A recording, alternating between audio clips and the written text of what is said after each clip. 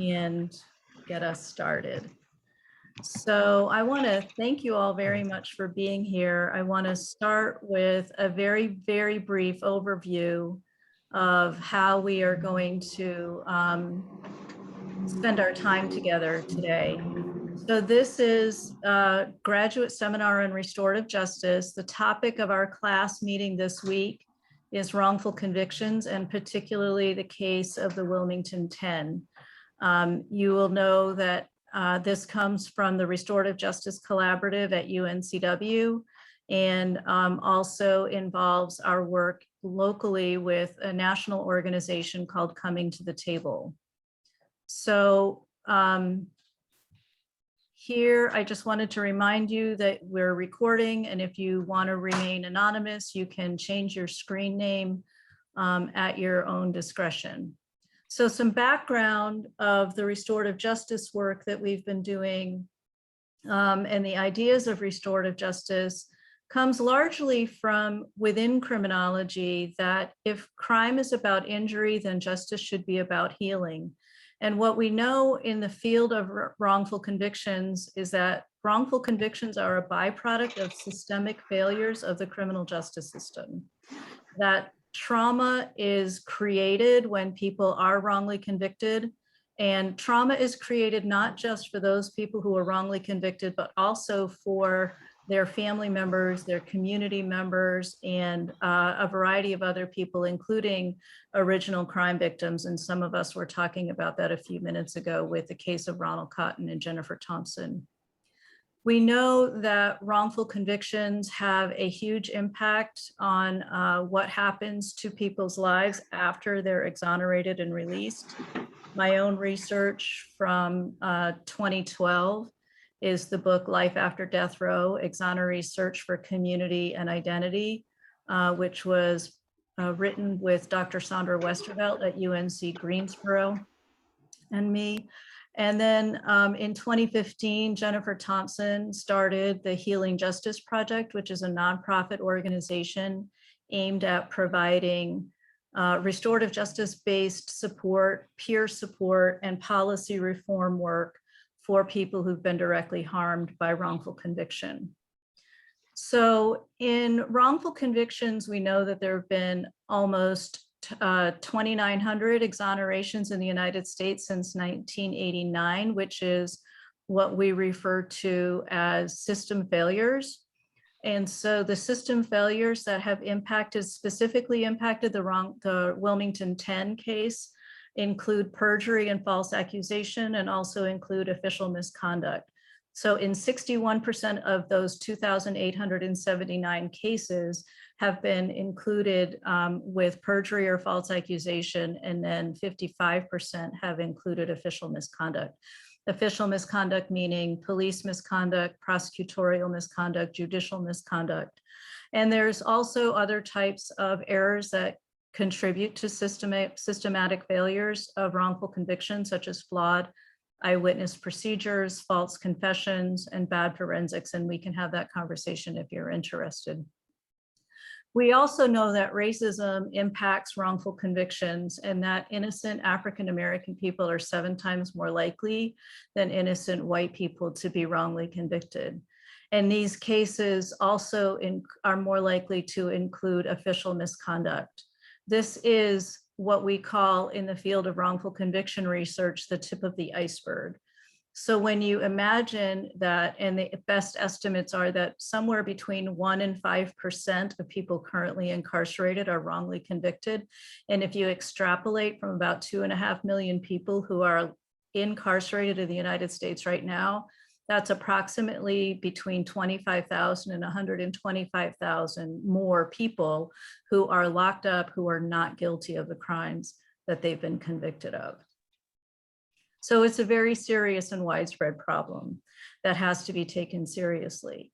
Now, very briefly, because we could talk for an entire semester about the Wilmington 10, The Wilmington 10 basic details include students protesting school policies that were racially disparate policies that left students of color marginalized and underrepresented and undereducated and struggling with trying to belong in their own schools at the time. White supremacists opposed the students who were rallying for better services and better inclusion and better acceptance in the school system and better resources. And the white supremacists started shooting in a rally that was happening in Wilmington in order to create change. Eventually, a grocery store was firebombed, and the protesters were arrested in 1972. We do know that 10 innocent people were charged. They were confronted by perjury, false accusations, and official misconduct, which contributed to their wrongful convictions. And there's really, truly a lot more to be said about this. And we have someone here who can tell us a lot more about that. So I want to start out by asking the classic restorative justice questions. Who's harmed by these events? What are their needs for healing? Whose obligation is it to address those needs?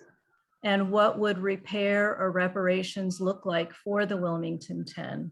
And to help us answer some of those questions and to share a bit about his experiences, we are very pleased to welcome Dr. Benjamin Chavis to our class. It is truly an honor to have you with us, sir. Thank you so much. And we have other guests who might be able to chime in as well, who were here in Wilmington at the time that these events were happening.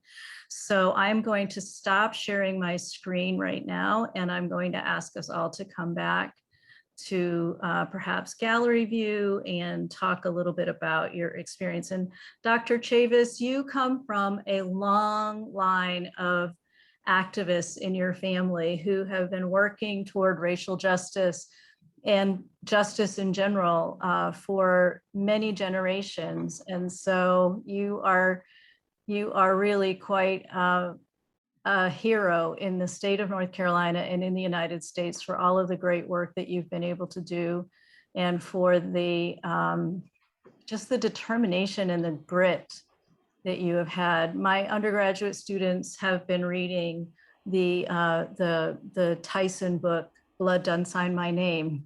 Yes. And you factor high in that book, right?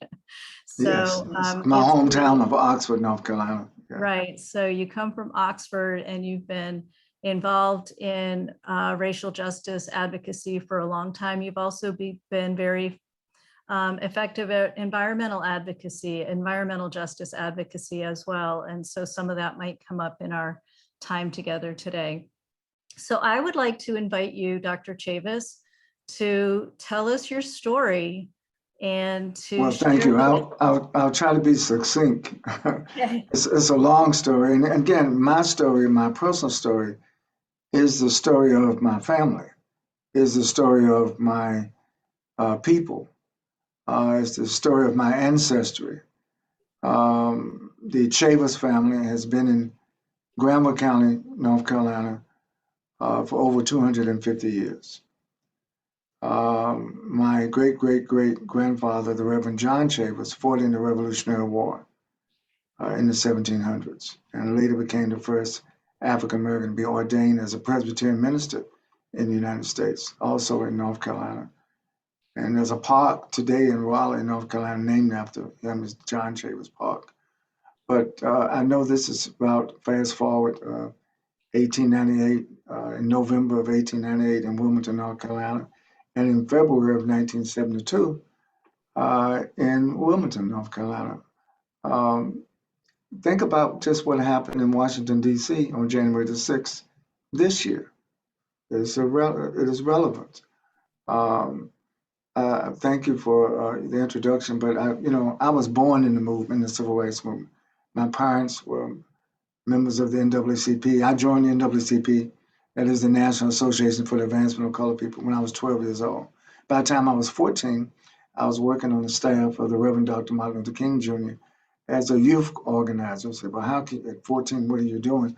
I'm a youth organizer. I'm still in high school. And I later, when I went to college, worked with Dr. King up until the time of his assassination in 1968. I finished high school in 1965, but I was working for SLC from 1963 to 1968. In 1970 was the book, when you read about Blood Didn't Sign My Name, what happened was a racial tragedy in my hometown of Oxford.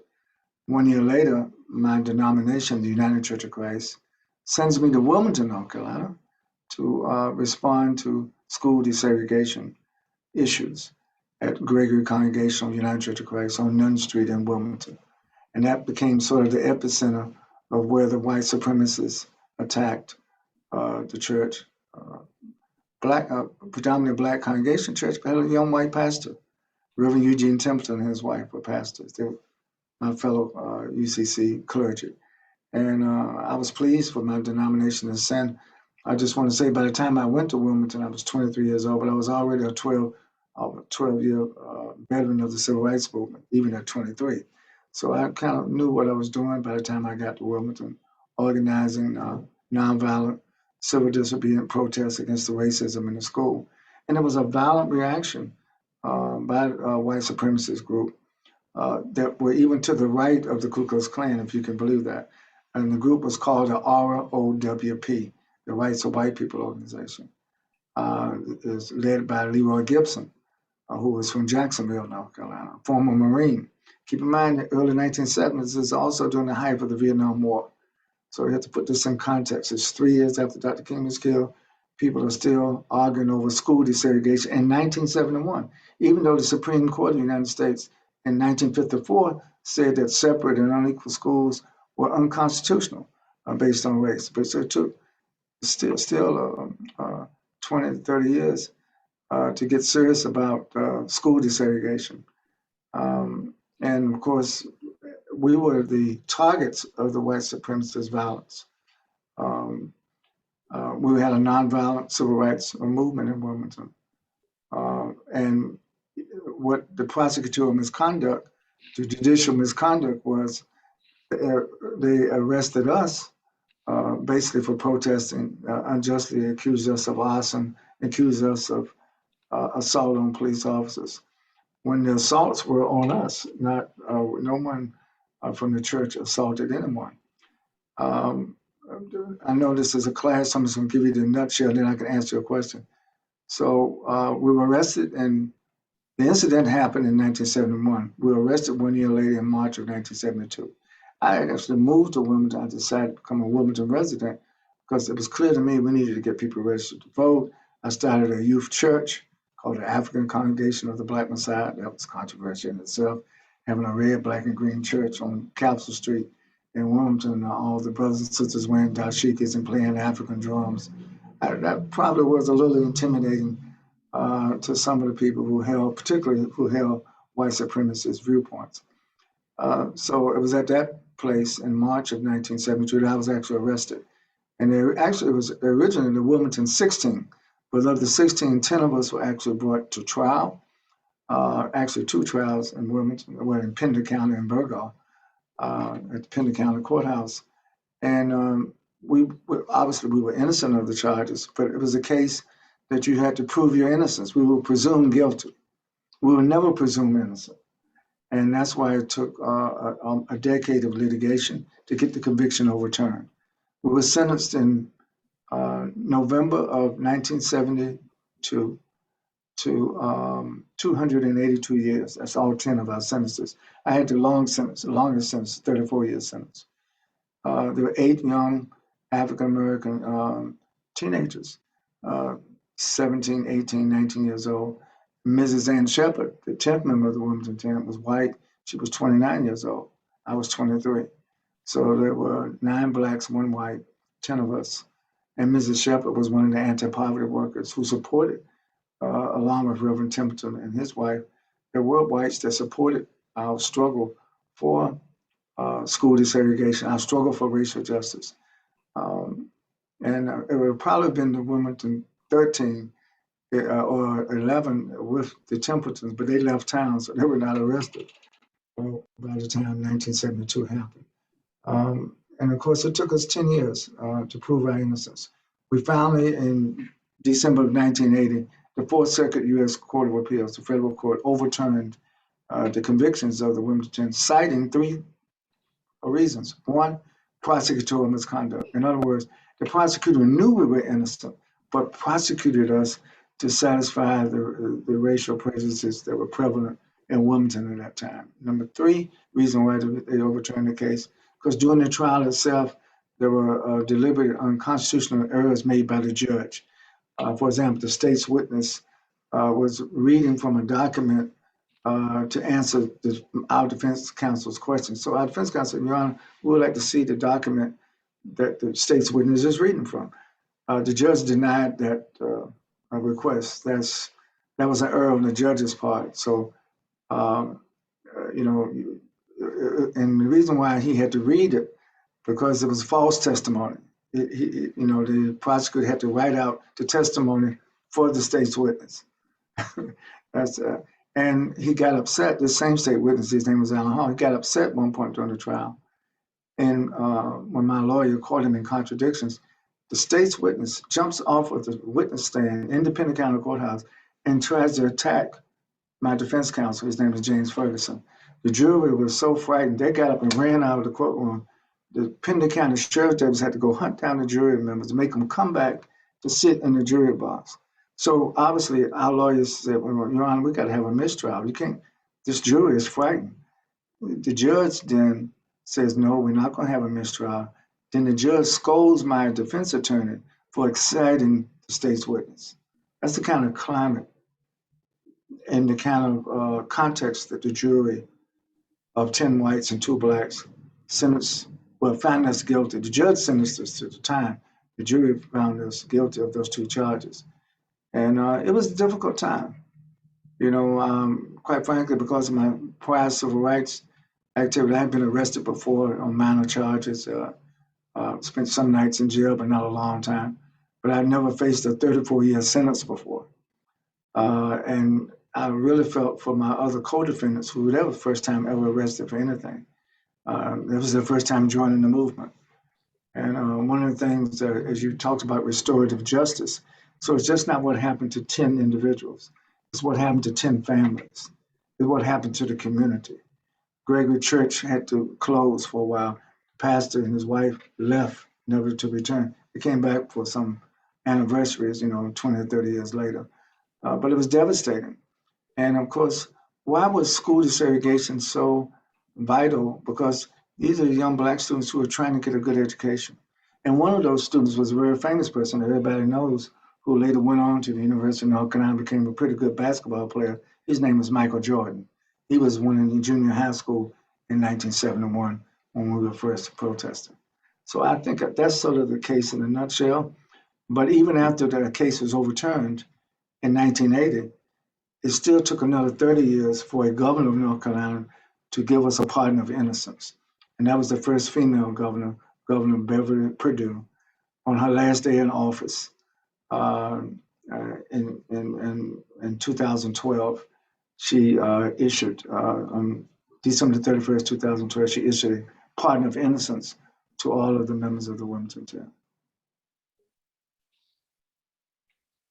So thank you for that summary. I do want to ask you, one of the things that makes the Wilmington 10 case unusual in the field of wrongful convictions is that you were also designated political prisoners and by Amnesty International. Right, Amnesty International and for the first time in American history. That had never happened before. So there was a campaign, a widespread, long-lasting campaign for you all to be released on the basis of human rights violations. And this impacted the administration of President Jimmy Carter, and it impacted a variety of different high-profile efforts to create human rights agendas across the globe. And people were writing in from all over the world to the Carter administration and to Jim Hunt's gubernatorial administration here in North Carolina.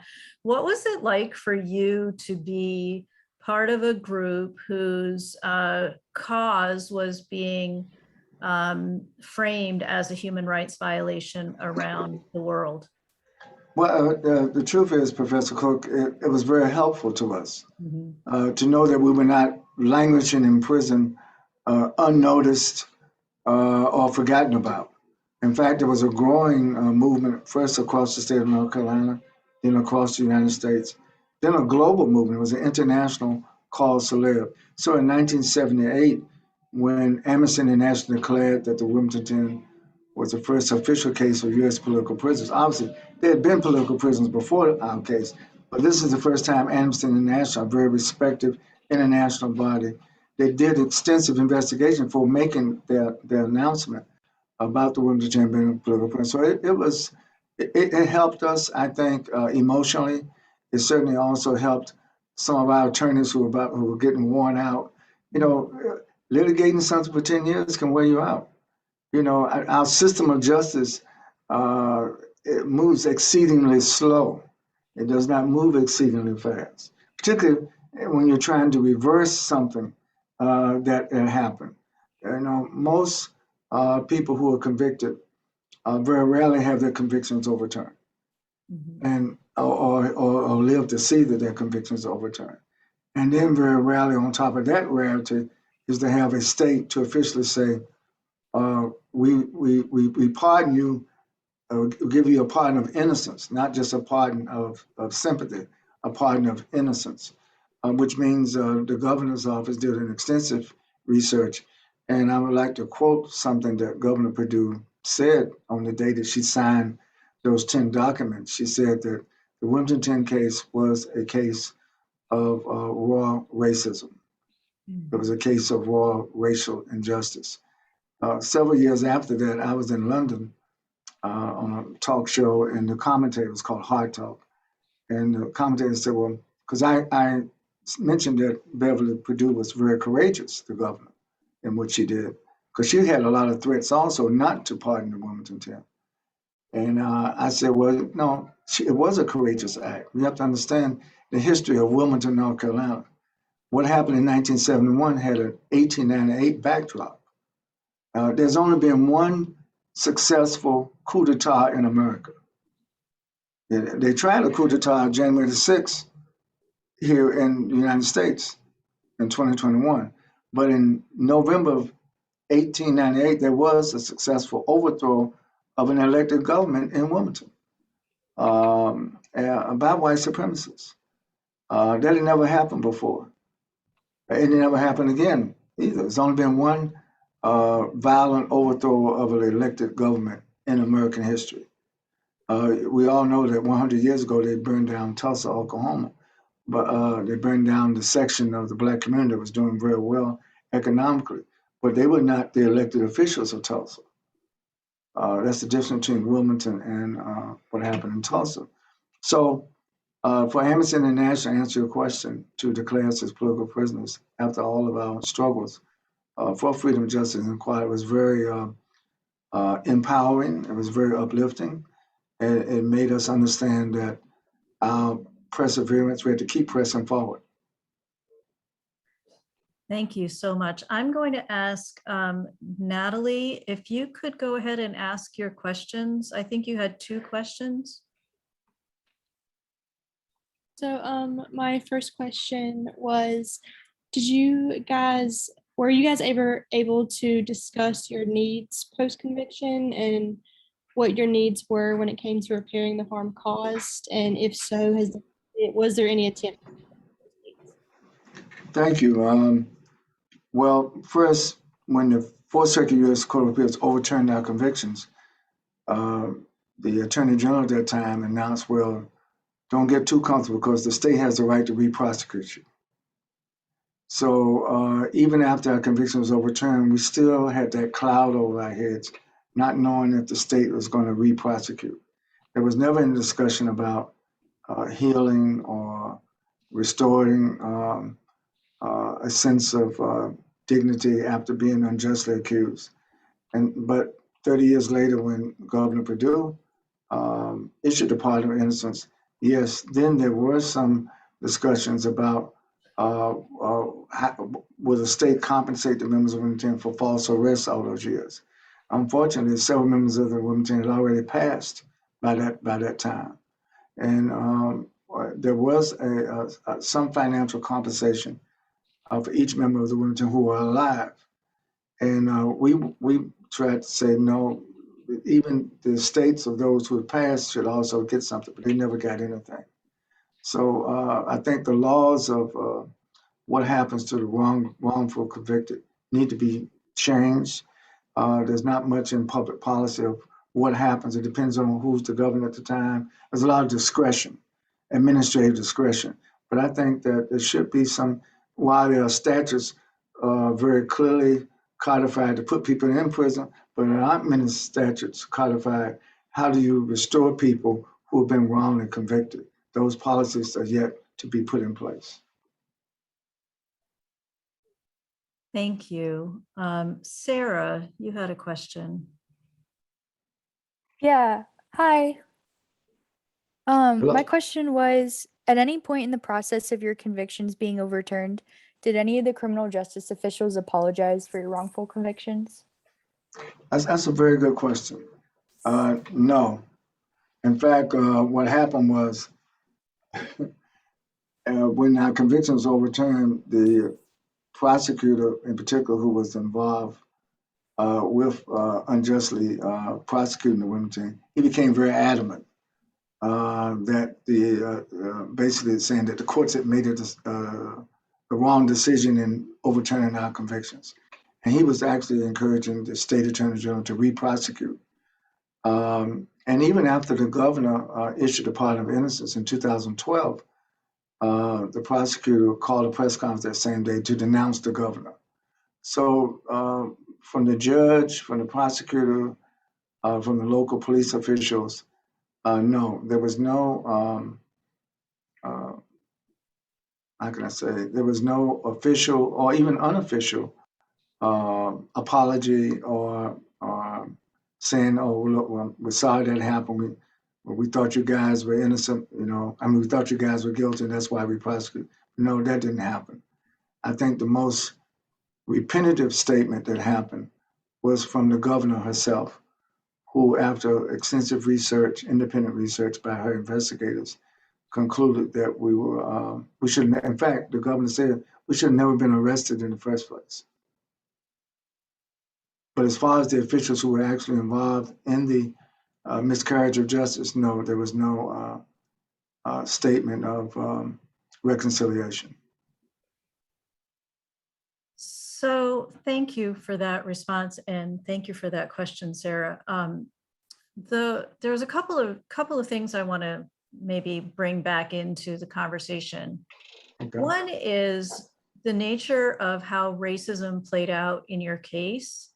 And it is especially clear in how the prosecutor, Stroud, used racial bias and just what Beverly Perdue referred to as raw racism in the jury selection process. Yes. So that's one thing I'd like for you to maybe share a little bit more about that Okay. experience and what you learned when you learned. I mean, none of us learned about that until the investigation took place decades later, how he was making, anyway. The other question I wanted to bring up is the question of compensation. I think a lot of people in the general public get this impression that when somebody's been exonerated, well, they're in the money now, they're going to get millions of dollars and they're going to live high on the hog and they're going to have a great life and they can really live well. And that's just not the case, right? That's not the case, right? Most exonerees get nothing. And the exonerees who get something get very little. And a few exonerees get a lot, but they get the most media coverage. And So I'm going to answer both, but in the reverse order. Okay. In order to get any compensation, as small as it is, you have to sign a document saying you would not sue the state. Because what the state is trying to do is to protect itself from liability. So it's almost like it's not a bribe, but it's like saying, okay, we're gonna give you this minimum token. And that's all it was for you. Because how can you what amount of money? I mean, to keep somebody locked up for any period of time unjustly is awful. And I think that the notion that people who are wrongly convicted wind up with millions of dollars or hundreds of thousands of dollars is just wrong. That didn't happen. Also, I think the law in North Carolina should be changed where it doesn't mean that those who are falsely convicted, unjustly convicted, have to give up their rights to sue the state for the false conviction. You know, I think that that was really wrong. And in the case of the Wilmington 10, they gave you a few $1,000s per the number of years you were actually incarcerated, not the number of years that the case went on, but the years of incarcerated. And I think it was a range. None of us got the same amount. I think the lowest amount one member of the Wilmington got may have been $40,000. Another one, I think the highest was 80,000 for all that time. So, that's for some, that's not even an annual salary. So I think it was not equitable. It was not justified. But most of the members of Wilmington just wanted to kind of turn over a new page. And but I do think, in hindsight, there should be a revisiting of these cases, a revisiting of these settlements, so they can be much more justly, much more equitable, and much more restorative. There's never been, the term restorative justice is such an important term, but moving from the theory of restorative justice to the practical application of restorative justice, most states, most governments are still resistive of that. They try to do what's minimum. And then in the case of North Carolina, for the state to argue that if you happen to die before the settlement of any restoration, then your family loses any opportunity. I think that is such grossly unfair. After you take away, because the members of the 110 who died during this whole period of time were irreparably impaired health-wise because of the incarceration. Whereas poor air quality, poor diet, poor exercise, most of the members of Wilmington emerged out in very poor health. Now, the other part of your question was about the jury selection. The prosecutor did not try to hide the fact that he was making racist decisions about how to take people off the jury, how to leave people on the jury if they express some racial hostility toward the defendants. It was not a fair jury selection process. In fact, when the Fourth Circuit U.S. Court of Appeals overturned that committee, they also cited racially discriminatory jury selection process that the prosecutor gave. But little did we know, as you say, we later found out the prosecutor left his own handwriting notes on a legal pad where he left jury members who he thought were in the Klan on the jury, on the Ku Klux Klan on the jury, and left people he thought that had some liberal leaning, make sure they would not be on the jury. So the jury was stacked even before the trial even started. The prosecutor not only did everything he could to present false evidence, he also did everything he could to stack the jury against the Wilmington 10. And then what we found out later also, that during lunch breaks, the trial judge, the prosecutor, and some of the law enforcement officers that were protecting the state's witness all went to lunch together during the trial. And also during the trial, the two main state's witnesses against Wilmington were staying at a villa on the shores of Wrightsville Beach that was owned by Tex Gross, who at the time was the Grand Cyclops of the Ku Klux Klan. So here you have the Klan involved with the prosecutor during the trial.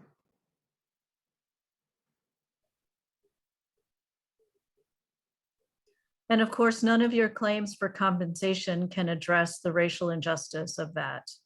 That's correct. None of it. That's correct. And but I come at this a little bit more optimistic, because I think the more we can expose these injustices, the more we can discuss, the more we can learn. I think we should always, Professor Cook, learn from the past, not repeat the past. And I think that this whole debate now about whether or not critical race theory should be taught in schools, I think that's very telling at a time when the demographics of American society is changing. We're becoming much more diverse. There seems to be a resistance to teaching the truth, or having the truth in curriculums, or having the truth even presented. And I think that's problematic, because I think if we grapple with America's history of racial oppression, we can prevent that from happening in the future. But if we cover over it, and that's why for some people what happened on January 6th was shocking, but for a lot of us it wasn't that shocking, because we knew that these sentiments are still deeply buried in many communities. And unfortunately, some of the people who stormed the Capitol on January 6th were also from North Carolina, carrying the Confederate flag, carrying the Trump flag, trying to overthrow the democracy. So I think these tendencies that happened in 1971, 1972, and also in 1898, and even during the Civil War in the mid 1800s, are still with us today. So I agree. And an added anecdote to confirm that is Alex Manley's great-great-grandson was in town visiting a few weeks back, and he'll be in town for the commemoration events as well. So you'll have a chance to meet him. Great.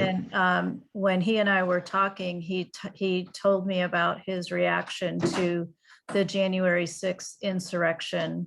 And he found himself getting very angry and frustrated. And his initial thought was, not again. They're not doing that again.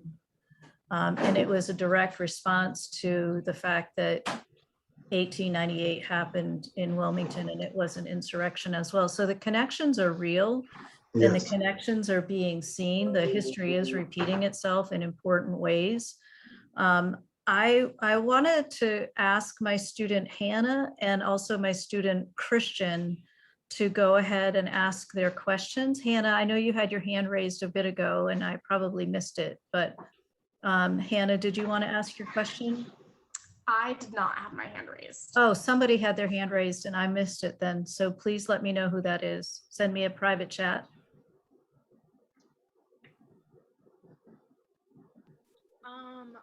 Yeah, my question is, we've kind of touched on it a little bit.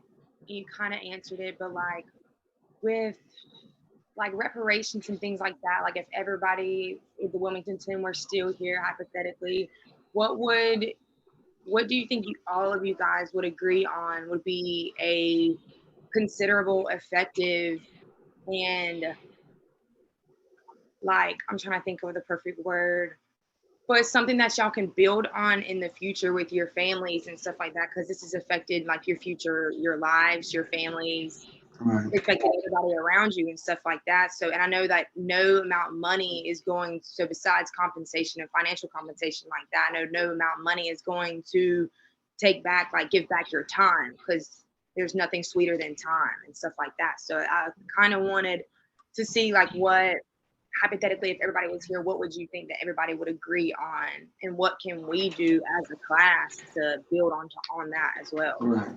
I think that's a very good question, Kristen. Thank you. I think that all of the members of the Wilmington 10, including myself, there are about three things. Number one, for the community of Wilmington itself to heal. For many years, during the Wilmington 10 case, and even after the Wilmington 10, when some of the members of the Wilmington moved back to Wilmington, they could not get a job.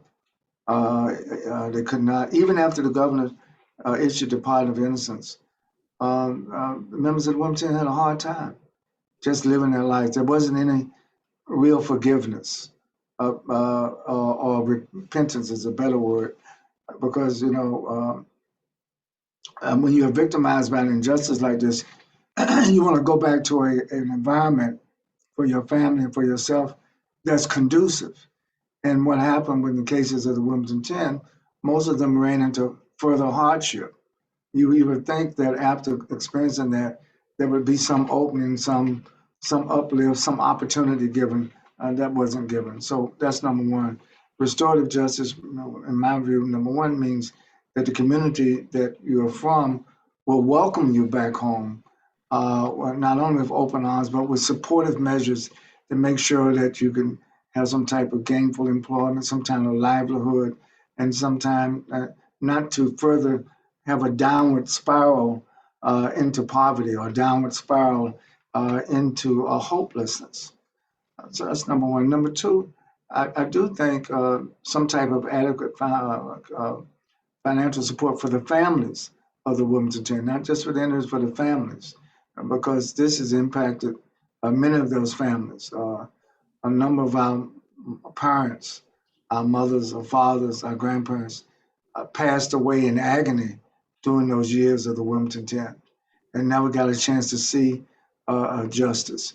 So even today, if you look at some of the relatives of the Wilmington 10 who are in Wilmington or live in other parts of the United States, there's still this agony of despair, which is because of the financial hardship of not being able to be gainfully employed or to get a good education during the years we were incarcerated, but even after, it became much more difficult. And then lastly, I think what we're doing tonight is a part of the process. I think having an objective, truthful, honest, transparent discussion about that period of history, I think can prevent from something like that happening again. I think one of the reasons why racism continues to be a problem in the United States is because there's too much denial of its existence. There's too much denial of its history. There's too much denial of its institutional as well as societal framework, where people are still having to overcome these barriers that are put in place because of the history of racism, the history of racial discrimination, the history of racial oppression. But I do want to say on a hopeful note that after that videotape of George Floyd being murdered in Minneapolis, and of course there have been other videotapes of Rodney King in California being beat by the police years ago. But that case, and to see the Black Lives Matter protests where a lot of white students and white young people and white intergenerations were joining in with Black people and Latino people and Asian people and Native American people, to see a multiracial, multicultural, multilingual movement for social justice emerge in the wake of George Floyd, that gives me hope. That means that, yes, we're still racially polarized, but not as racially polarized the way people responded to that. And it took that video. Sometimes we live in an age where the visualization of these injustices is so important. So I think that, and of course it went all over, people were marching with Black Lives Matter signs, not just in the United States, but all over the world, because there's a global consciousness now about the problem of racial injustice. Here we are, should be the strongest democracy in the world, the most financially sustainable economy in the world, the most technologically developed economy in the world, and yet we can't look internally to solve this problem of how we discriminate against one another based on skin color, race, or ethnicity, or even some other discriminating factor. We should be much further down the road toward progress of diversity, equity, and inclusion than where we are. So I'm hopeful. I see signs that things can potentially get better, but I also see warning signs like what happened on January the 6th, that we have this tendency, rather than to move forward, we revert backwards.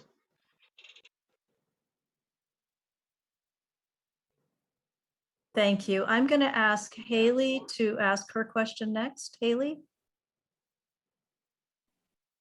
Hey there. I just had a quick question about you brought up the George Floyd case. And actually, one of my questions for you was during that moment of your arrest, or just any police techniques did you feel were used against you, or anything to hurt you? Like, I'm just wondering specific techniques they've used. I know the whole thing as a whole Sure. was very traumatic, I'm sure, but just any specifics that Well, you could go yes. back and think of. Yes, thank you, Haley. It's another good question. Keep in mind, I was 23. 8 others were only 17, 18, and 19. The first night that we were placed in the New Hanover County Jail, we're inside the jail. We've been processed, we've been mugshot, we've been fingerprinted. We're inside the jail, and the New Hanover County Sheriff's Deputy tear gassed us.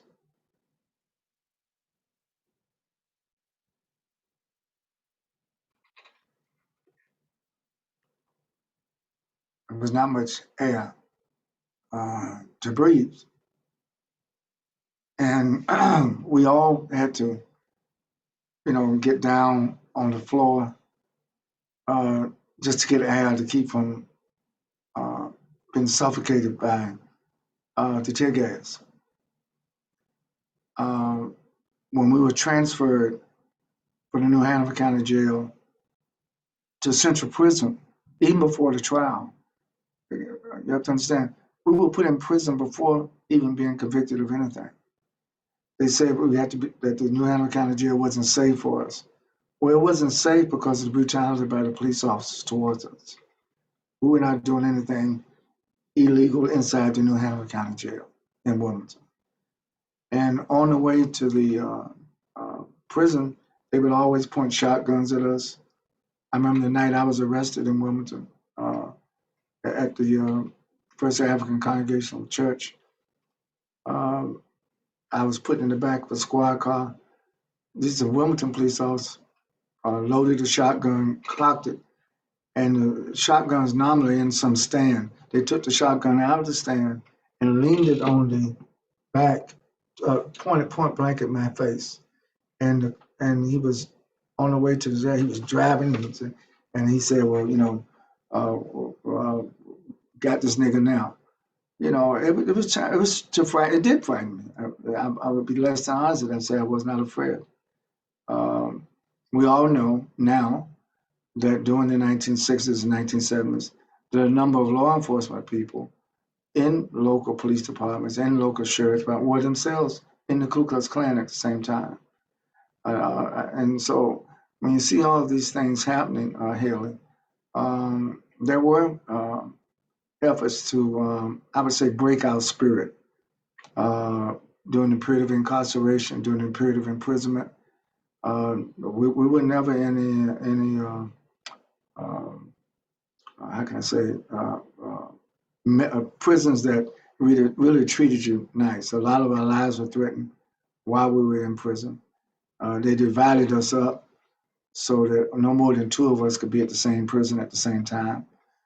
And even while we were incarcerated, they tried to turn each of us against the others. They would come and say, well, your co-defendants, they're turning on you. Why don't you turn on them? And I'm so thankful that none of the members of the team would fall for that. We all knew we were innocent, so no one had anything to inform on another member. I wouldn't want anyone to be treated like the Wilmington 10 was treated. And, but yeah, they didn't choke us with their knees on our neck, Hallie, but they choked us with tear gas on our first night of being arrested. Holy cow, that's hard to listen to. It must have been terrifying to go through. It was terrifying, but when you live through something like that, you either become weak or you become stronger. And to the credit of the Wilmington 10, we became stronger. Well, Haley is adding into the chat box that I'm so sorry you had to go through that. So thank you for your answer. Thank you, Helen. Thank you. I imagine you're never really far away from that experience when you see in the news these different events occurring and continuing to occur. So I just want to acknowledge that those types of, the news coverage of those events can be very traumatic, just as trauma triggers.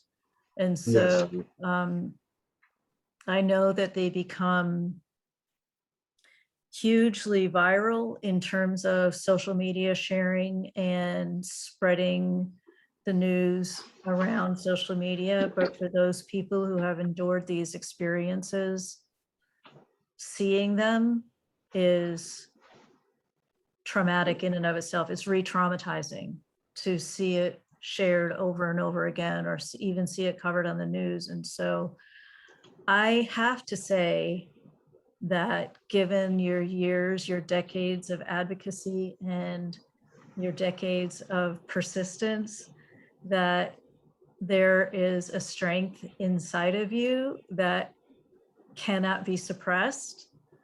And Thank you. it's got to be, there's a strength inside of you that I don't know how to characterize or describe, except I know that I admire you so much for all of the work that you do and for all of the determination that you muster every day to do the work that you do. So I'm grateful for that. I have a few other students that also have some questions, and I'm going to ask members Sure. of the Okay. team who are doing work on the restorative justice in the case of the Wilmington 10. And that would include Christian and Haley, who've already asked you questions, Tori, Deja, and Skylar. Do any of you have questions you'd like to ask at this time? I actually do have a question. Okay. I was just kind of wondering, I know you mentioned earlier, how providing like restorative justice and you coming here and talking to us is helping like the reparations for like you and your families. And I was just kind of wondering, like, how have these restorative practices been implemented for your experiences to help you repair those relationships with your family and the larger community? Like, Okay. Well, thank you, Tony. I think that we began by the, as we say, the struggle of the Wilmington 10. It really brought all of our families together. Like my mother, Mrs. Moore, Mrs. Wright, Mrs. Patrick, all of our mothers bonded. And those of us whose fathers were alive at the time, they also bonded. And then my sisters and brothers bonded with their sisters and brothers. We all became like 10 families and extended families united together. And we all, keep in mind, even during the time we were incarcerated, our families were out there actively traveling, mobilizing, organizing the Wilmington 10 Defense Committee, Angela Davis and the National Alliance Against Racism and Political Oppression, United Church of Christ, Commission for Racial Justice through the church across the country was mobilizing our friends in Africa and the Caribbean and France. Students in France chained themselves to the U.S. Embassy in Paris around the Wilmington 10 case while we were, so we on the one hand, the attempt of the prison system to break our spirit or to isolate us from the movement did not work. It made us much more cognizant of the world in which we lived in. And then, of course, I need to be very honest with you, Tori. It was about, yes, how to restore justice for the members of the Wilmington 10, but it came to a point when I wrote my appeal for human rights, it wasn't just for the Wilmington 10, it was for all political prisoners in America. And this whole issue of mass incarceration today, well, the United States has over 2 million people incarcerated right now. And a fair percentage of those people should not even be incarcerated in the first place. They either didn't have a good lawyer or they could not afford the circumstances to make bail. And a lot of people plead guilty to things that they're not guilty of because they face so much time. Prosecutors say, well, if you take this lesser sentence, but if you risk a jury trial, we're going to give you all this long sentence. So a lot of people cop plea, even though that they're innocent. That's so sad. So to me, Tori, it would be restorative for the members of Room 10 to see an overall reform of the criminal justice system, to see an overall reform, say like the George Floyd Police and Justice Act, George Floyd Justice and Policing Act. It was passed by the Congress, but has not been passed by the Senate. I think we need more institutional and public policy reforms put in place to prevent, innocent people from going to jail, but secondly, to restore them after they come out. And then we should also be concerned with all these other prisoners, because to me, how a society treats those it holds captive says a lot about the society itself in terms of human rights, the respect of human rights, and the respect of what I would call the oneness of humanity. I learned a lot, not only about myself, about my co-defendants, but I also learned a lot about all these other people we experienced during our unjust time in prison. And that's why today I'm an advocate, not only for environmental justice and climate justice, but I'm also an advocate for prison reform and police reform and criminal justice reform overall. Awesome. Thank you. Thank you so much. Next, we have Skylar with a question. Skylar? Hello. First, I want to thank you for taking your time to meet us. And the question I have for you is, after experiencing the trauma, how has your perception of Wilmington alter after being wrongfully incarcerated to receiving a pardon? And have you ever lost faith within the legal system? Thank you. I haven't lost faith in the legal system. What I have gained is more, hopefully, determination to make the legal system more fair. I think the current legal system is inequitable. It is tilted, not in favor of giving equal justice.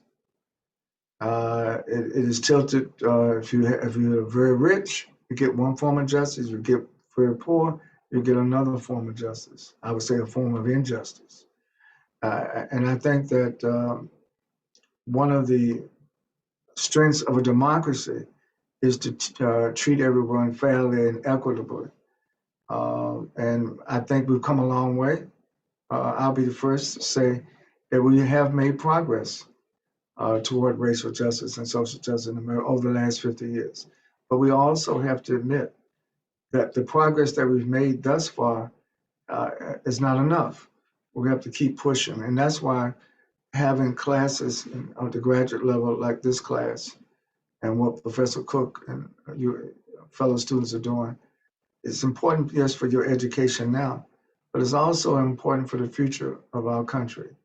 There needs to be more research, more study, more writing, more documentaries, more full-length movies. I think we need to engage more around these issues, not retreat from reality, but to try to learn from the past so that we can usher in a better future for generations to come.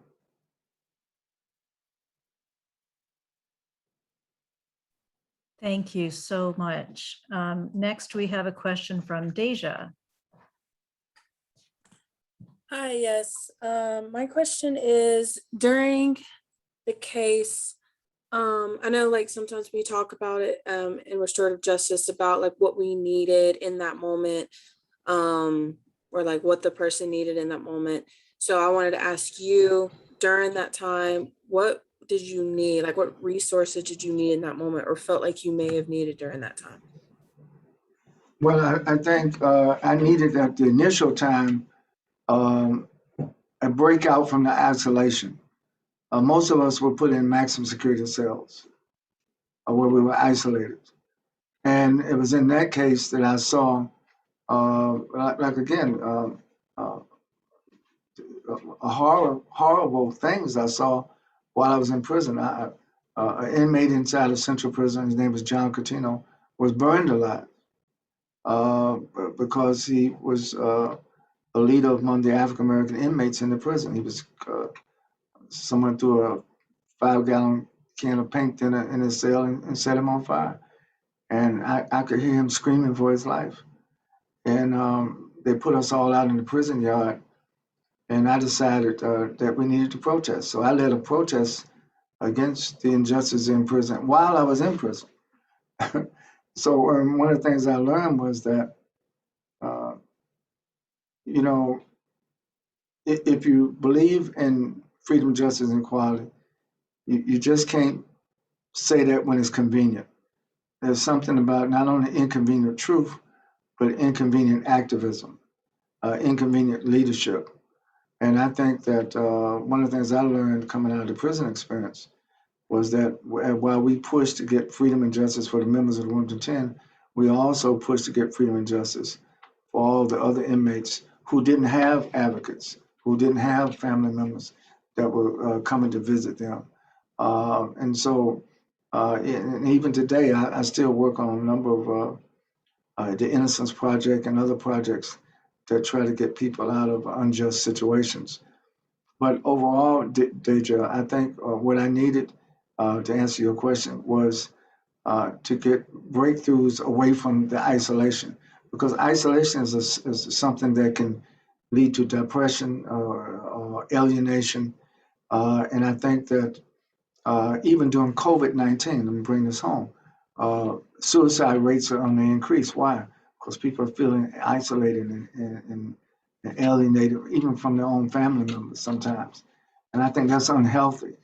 I think we need much more situations where people are in community with one another and not isolated from one another. And I think that's something that our society has to work on. Everybody has devices now, and I have an iPhone. But one of the things I've noticed is that we're so dependent on social media, it also prevents us from having a human interaction, face-to-face interaction, that I think is so important to human growth. And I think that we should strive to always be in community. Martin Luther King said it this way. He said, we should always have a beloved community. That means that everybody in the community loves one another, not hate each other.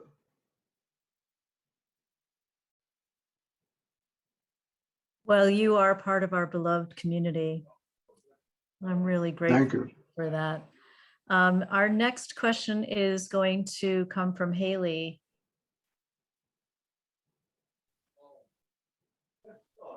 Hey, I just wanted to say I love that you said that about the beloved. I don't know, it's just so warming. I really love that. My question was, you mentioned cases, people being in prison for so long that did not commit the crimes, wrongful conviction. My question to you is, at any point did you feel that way, where you maybe not feel like you did it, or if you did feel like that, or just questioning yourself, or just questioning any of it? That's a very good question, Helen. Another very good question from you. No, I never see. I never lost hope, and the member of the room never lost hope. But I'm gonna be honest with you. Sometimes, not all of our lawyers. My chief defense counsel always was there, but sometimes our lawyers were saying, "Look, maybe we should figure out a way how to have a settlement where you can at least get out of prison early." And I said, "Well, we're not admitting to doing something we did not do.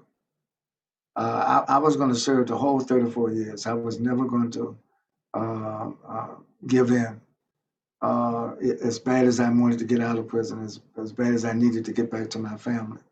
I think in life, you have to make choices of what you stand for, what you live for. And those choices or those principles that you live by have to grow. They're not static, they're organic.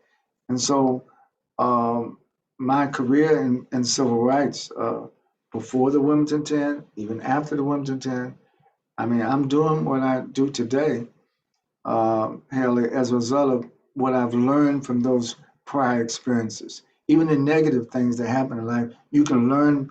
Certainly, the Wilmington 10 was a negative experience. However, I extracted something positive out of that negative experience. And that's why I don't want us to throw the key away on people who are incarcerated when they come back to these communities. It's almost as if they're aliens or something. These are brothers and sisters that need to be welcomed back into the communities. I'm very concerned in Washington, D.C., where I work now. There was a community there where there was a halfway house, kind of a affluent community. They did not want a halfway house in their community.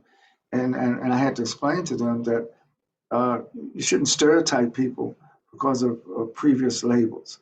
These people needed a second chance. And we finally convinced them, but it took some time. And I think that, Haley, it's the perspective that we all carry based on our experiences and sharing our experiences. That's why when Professor Cook asked if I would come to your class, I was willing to say yes, because I think we need to share more and learn more together. Thank you so Thank you. much. We are next going to have another question from Christian. Christian, are you ready? Yes, thank you. So I know we talked about like the experience in prison, and like what you had to go through and see. And so two of my kind of questions can kind of come into this. So my first question was, were you treated any differently than other inmates that were like on, that you were around, or any, like, did y'all ever get a chance to like talk about the different experience and what the differences in like what y'all saw and how y'all were treated by like law enforcement while you're in prison, as well as like when Yeah. when you found out that y'all were going to get exonerated, were you treated differently by the prison guards in the community? I remember you saying that like when y'all were reintegrating back into the community wasn't very welcoming, but like how were the prison guards? How were people that were on the jury? Like if you came in contact with them, how was their outlook on it? Well, I think that's a good question. I think what we experienced was the first part of your question was when most of us were first incarcerated, I was under the gun. That means I was in gun clothes. That means that everywhere I went, I had to be under not just a prison guard, but a prison guard with a gun. And I spent a lot of time in handcuffs and leg irons when they would move us from place to place. But I saw that as an effort to try to dehumanize us. When you're in prison, you get strip searched repeatedly. And it's an effort to dehumanize you, to make you lose your self-worth or self-confidence. I mean, I don't know why they did so many strip searches that we were already locked up. I don't know what they thought we could acquire in behind those prison bars. But I think those are the strategies of the prison bars. But to answer your question, after our conviction was overturned, or when those guards found out that we may eventually be released, unfortunately, they did not change their attitude. Some of them thought that the courts were making a bad decision. And that's why when we first got out, we have to be careful because we didn't want to get rearrested for some other false charges. But it made us more, I would say, cautious. Not so much afraid, but cautious. Just like today, most African American family members have to tell their young people when they first start driving how to act if the police pull you over, because they want their kids to come back home safely and not have a negative interaction with the police. I think that the members of the Wilmington 10, it varied. I think those that left Wilmington probably had a better experience than those who returned to Wilmington, because those that returned to Wilmington, from what I heard, ran into a lot of hardship, even after the pardon of innocence by the government.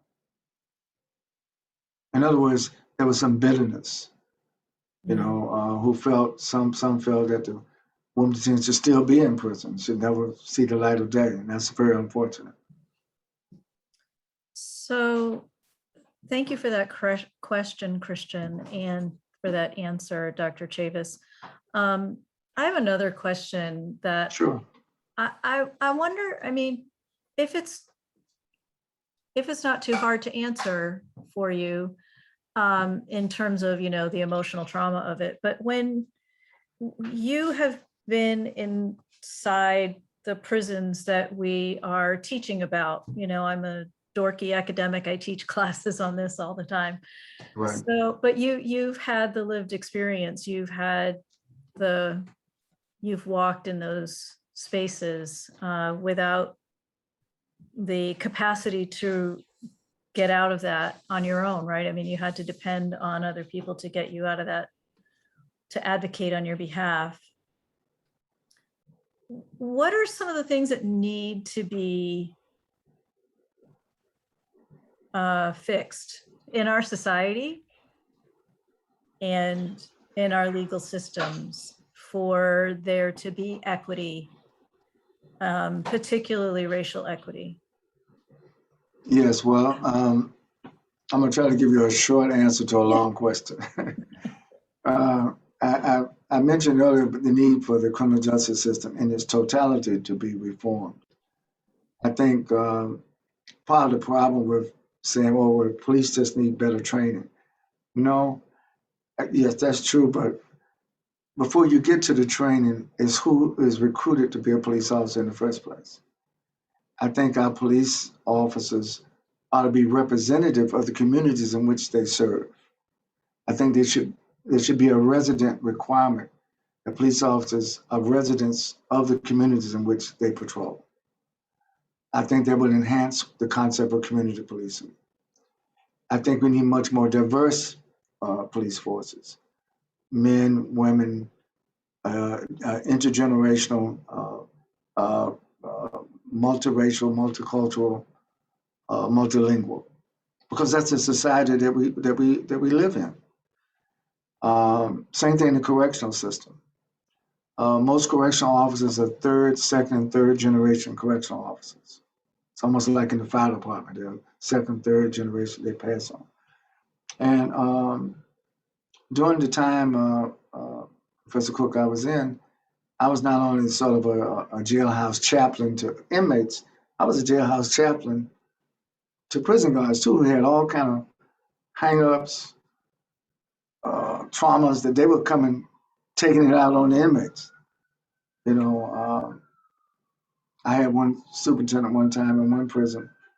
He had an argument with his wife during snow in January. He comes in and just cuts the heat off.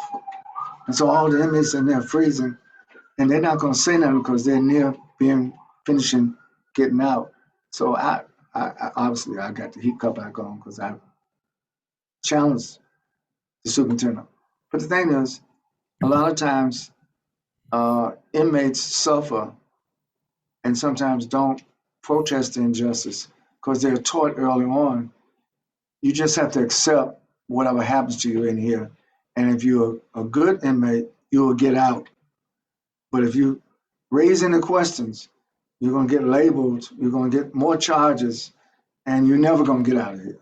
So that's sort of psychological behavior modification, where, and then they start doing things that tamper with your humanity in a very abnormal way.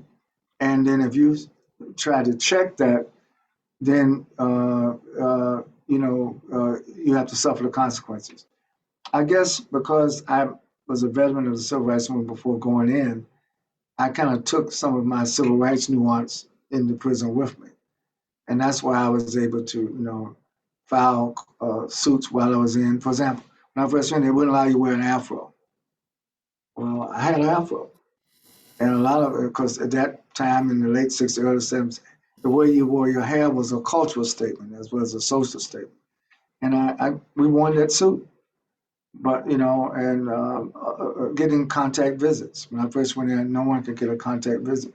We finally got contact visits. It was things like that that are very important. But I would say, Professor Cook, that one of the things I would just like to share with your class in terms of the whole restorative justice movement, I think one section of reform is not sufficient. We need the totality. When you hear people use the term now, systemic racism, it's just not that we have a problem with racial injustice in the police force. No, it's the police force, it's the prosecutors, it's the judges, it's the parole officers, it's the correction. It's the whole system.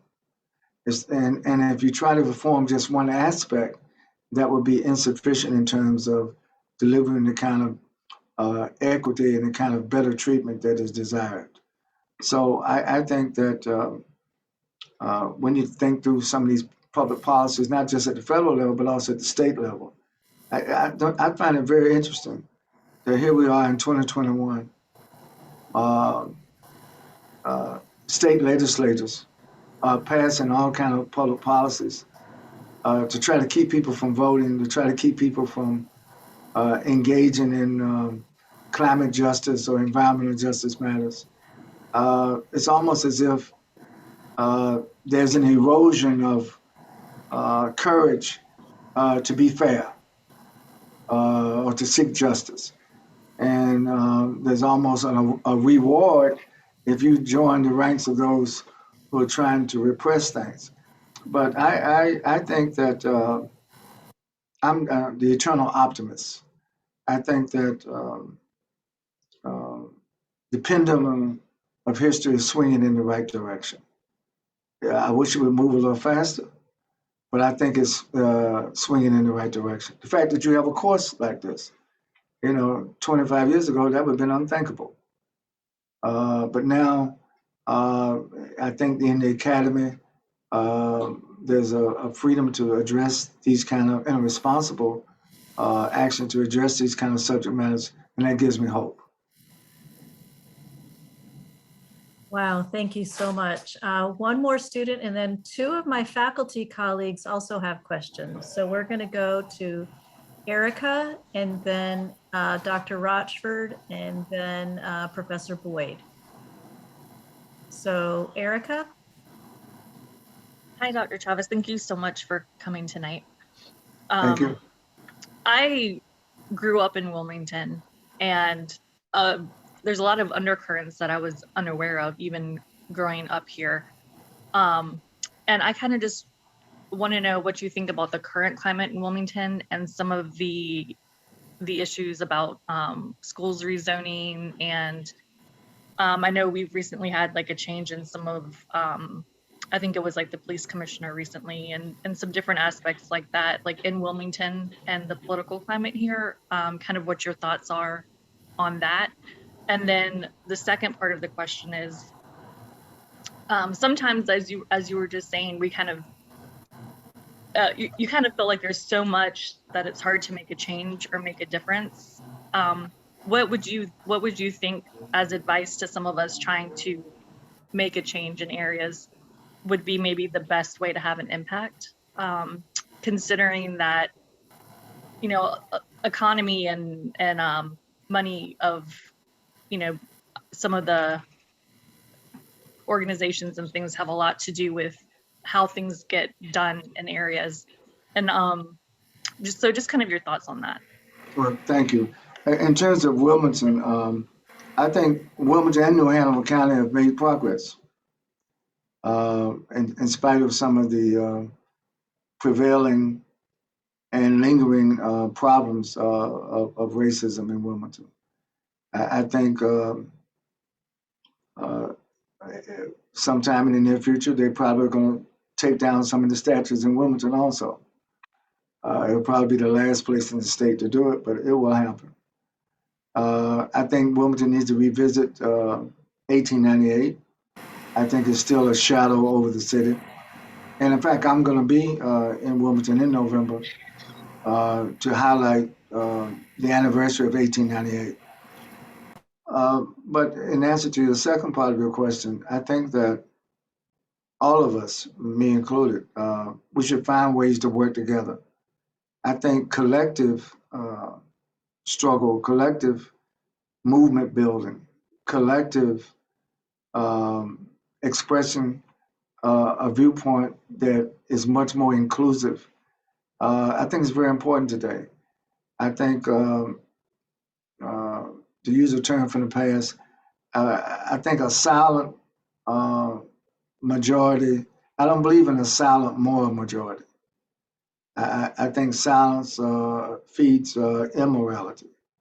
And I think that a lot of things happen uh, that are not so good because people who are good kind of sit on the sidelines and wait for someone else to make the change that they should also participate in making the change. So what I'm saying simply is this. We have more opportunity today in 2021 as we're getting ready to go into 2022 than ever before to have a more just society, to have a more equitable society, and not only in terms of politics, but economics and sociology. We have an opportunity to have a better educational system from pre-K through graduate school. And I know there's a debate about now about the cost of school, the cost of education, the cost of getting the truth. And so the way I come at this is that we should use these opportunities to learn more about the past, not to live in the past, but to learn from the past and to try to carve out a better future. I really believe that the best years of the United States of America are yet ahead. I think what Dr. King forecast, not only his I Have a Dream speech in 1963, but his last book that he wrote in 68 before his assassination, Where Do We Go From Here? Chaos or Community? And I join with him saying we should not choose chaos, we should choose community. So I know that you have to be done in a few minutes. So we have Yes, and I'll try to give shorter answers. we have just about 10 minutes of your time left. I'm so grateful to you. We have Professor Rochford who would like to ask a question, and then Professor Boyd who would like to ask a question as well. Thank you. Hi, thanks, Kim. Thank you so much for being here. I'm going to read my question because it's a little bit long. Sure. So you're the person who coined the term environmental racism. Yes, ma'am. And I'm reading this article by Richard Lazarus now from Georgetown Law Center. He's calling this moment the most transformative in environmental law in the history of the United States when you coin this term. I know when I teach any course, I try to find a way to teach environmental racism. It really resonates with the students, probably more than anything I teach. I would like to ask for me, I'd like to know what was the moment that this comes to you, and did you know it'd be so transformative, and what are your thoughts today? And thank you so much. Thank you. Well, one of the things I learned in my career in the civil rights movement is that defining the narrative is so important. In order to define the narrative, you also have to define the terms of the narrative. And prior to 1982, there was somewhat a reluctance of the civil rights community to get involved in environmental matters. Quite frankly, with the Sierra Club, the Audubon Society, even Greenpeace was seen as, not discriminatory, but it was seen as almost all white movements, all white organizations. And I had always thought there's something, we're missing out on an opportunity. So when Warren County happened and over 500 people were arrested trying to stop the PCB dump in Warren County, we learned something about mobilizing around environmental issues. But we were using traditional civil rights tactics to mobilize. And that's when I came up with the term environmental racism. I knew it was racism, but people thought it was just using classic definitions of racism. They never linked the two. But given, my background was, I'm a chemist. I got an undergraduate degree in chemistry. So I knew how lethal polychlorinated biphenyls were. And to me, it was just unthinkable that the governor and other people in position of power would consign and target a predominantly Black rural agricultural community where the water aquifer level was so short, meaning you put that poisons in that ground, you're gonna get in the well.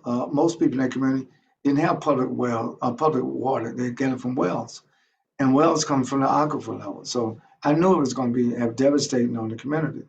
So that's why that was the moment that I came up with the term. Then afterwards, I tried to give it more definition. Environmental racism is racial discrimination in environmental policy making. Is deliberate and intentional targeting of people of color communities for hazardous waste facilities. But it's also the exclusion at that time of persons of color in environmental policy making. You'd be surprised. I used to have big arguments with the EPA back in the Reagan administration. They first were in absolute denial of the term environmental racism, but now there's an office in the EPA of environmental justice because we came up with the term. And we did also the first study in 1987 called Toxic Waste and Race. I was the co-editor of that study. That did a statistical study of every zip code in the United States, including Alaska and Hawaii, that showed the prominence and the proximity of persons of color communities with all these toxic waste facilities, not just in North Carolina, but all over the United States, including Alaska and Hawaii. So it was, and that's still a landmark study. So yes, it has made a difference. And did I know at the time it was going to become a worldwide movement? No, I didn't know at the time. But I'm very grateful that the movement has grown, and that in law schools and in environmental schools, it's now an acceptable item in the curriculums. You're changing the world. You can't help but change the world. It's Well, really thank great. you. Thank you. Babette, you're going to be asking our final question for the evening. Hey, thanks. I just want to say, hey, I met you like several years ago at Chestnut Street Presbyterian Church, where I just remember I think we had a big thing with the 10, and there were some connections there. And I'm Yes. looking really forward. I have, of course, enjoyed this talk as well, and looking forward to seeing you in November when you get here. Thank you. I'm actually trying to put together a class, so I'm gonna, maybe if you don't mind, I'll be calling. Sure. Tying the background, tying 1898 and somehow this Wilmington 10. I'm an attorney, so that's my background, and I've done a lot of criminal sides of that, and very familiar with the courts. Much of what happened to you,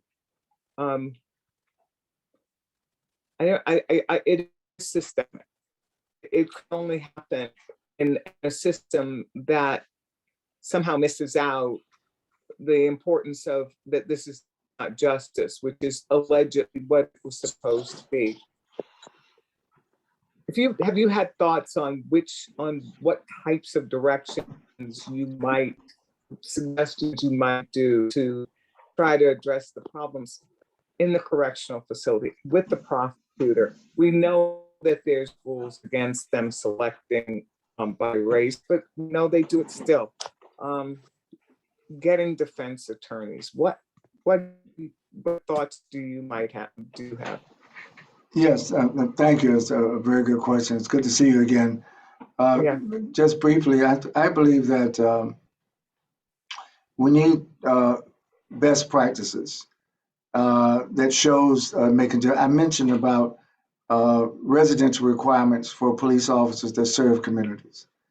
In those communities where those residential requirements are part of the police policy, you have a very good relationship between the community and the police.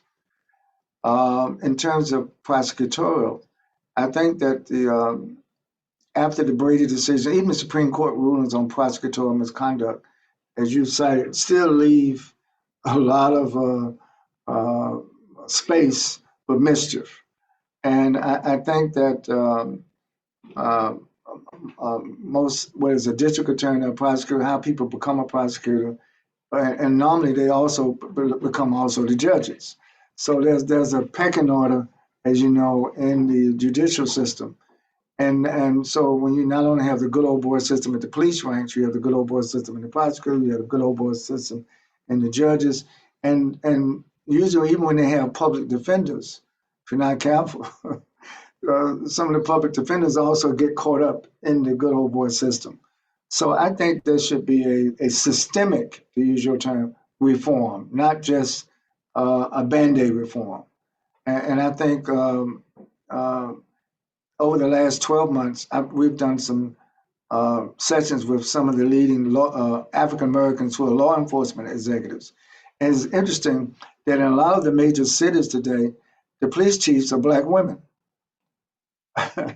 Yeah, and I've been in touch with these police chiefs. Well, you know what happens is they call on us when everything else fails. They don't let the sister go in and try to straighten out the situation. But what we found out is that recruitment is very important. And I think that we need some of the best of our society to be in the criminal justice system, not some of the worst. And I think in the past, the criminal justice system has attracted some of the worst. And that's why you have these outcomes, and that's why you have, even after George Floyd, everybody thought that we were going to stop having so many cases of racially motivated police brutality. It's just been an escalation. It's just like it's an open war going on. And most parents are literally afraid to allow their children to drive out of the house because they don't know if they're going to come back. That's a sad commentary for our society. But I'm glad you asked the question.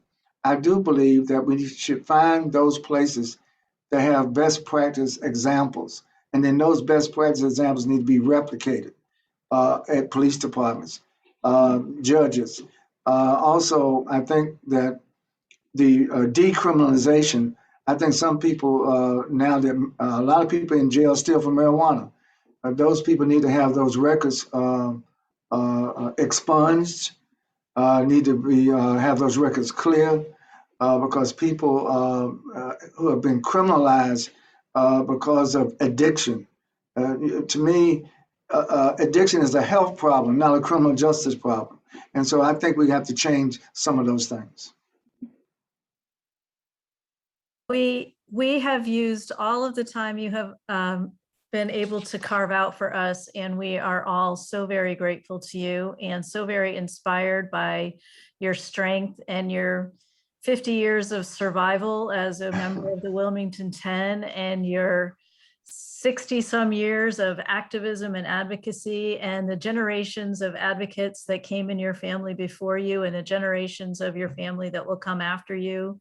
This is really a moment in time, but it's a moment in time, so we have to take the long view, and the moral arc of the universe is long and it bends towards justice because people are pulling it towards justice. Yes, that's So right. It doesn't bend by osmosis. It takes a movement for it to bend. That's exactly right. Right. So everybody, let's thank Dr. Chavis for Thank you, being with us everyone. tonight.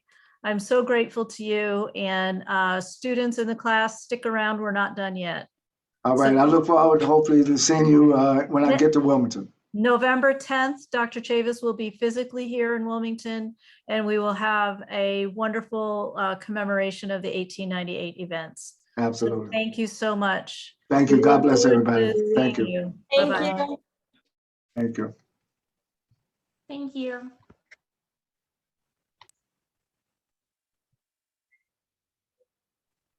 Okay, so I want to wrap up with just a little bit of some resources for anybody that wants to check out some resources. The National Registry of Exonerations has some great resources on wrongful convictions and the different elements of the causes and consequences of wrongful convictions.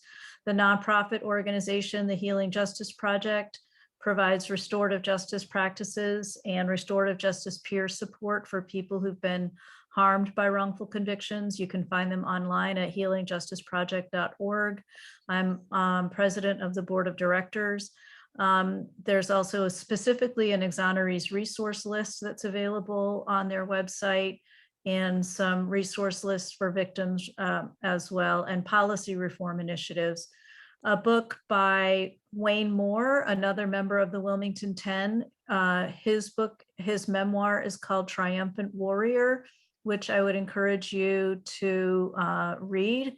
Wilmington 10 Willie by Willie Earl Vereen is also a memoir written directly by Willie Earl, who is a survivor.